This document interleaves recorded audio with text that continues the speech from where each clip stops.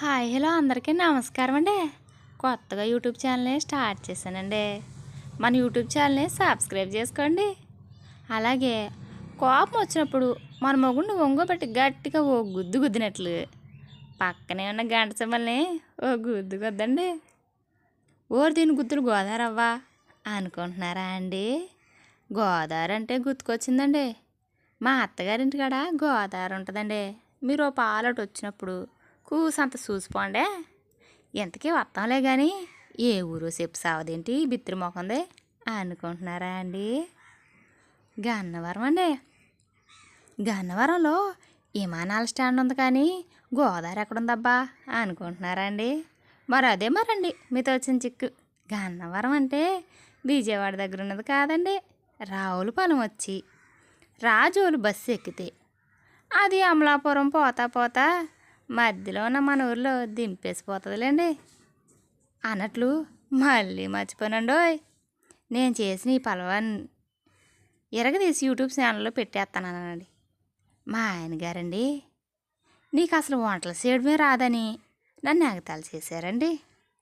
పైగా నేను చేసిన పలవ, పెరుగు పచ్చడి, ఎగ్గు ఫ్రై చేయించుకుని మరీ తిన్నారండి. ఇంతకీ నేను చేసిన వంటలు ఎట్టున్నాయో కామెంట్ చేయండి. ఆనాడు చెప్పడం మళ్ళీ మర్చిపోయానండి. మా గోదావరి వాళ్ళకి ఎదుటి మనిషి మీద ఉన్న కోపమైన ప్రేమైన దాచుకోవడం తెలియదండి. అందుకని సూటుగా మీ దగ్గర దాచుకోకుండా ఓ మాట చెప్పేస్తున్నానండి. నాకు పెద్ద వంటల చేతమే రాదండి. ఒకసారి మా బావగారండి, మాదేనండి మా ఆయనగారు పలవా చేసి పెట్టమని అడిగారండి. మనకు తీస్తే జీరో నాలెడ్జ్. పలవ వండేద్దామని 2-3 సార్లు యూట్యూబ్లో చూసి ట్రై చేశాను కానండి నాకు అంత టేస్ట్ ఏమీ నచ్చలేదండి. అయితే ఒకరోజు మా మావయ్య గారి ఇంటికి వెళ్ళానండి. అదేనండి మా చిన్న మేనమామ. అయితే ఆయన వంటలు ఇరుక్కుమ్మేస్తాడండి. మావయ్య నువ్వు ఏడు చేస్తావు నాకు తెలియదు, వంటలు మాత్రం రుచిగా పలవ వండడం నాకు నేర్పి మావయ్య అని అడిగానండి. అడిగితే ఆలస్యం అండి.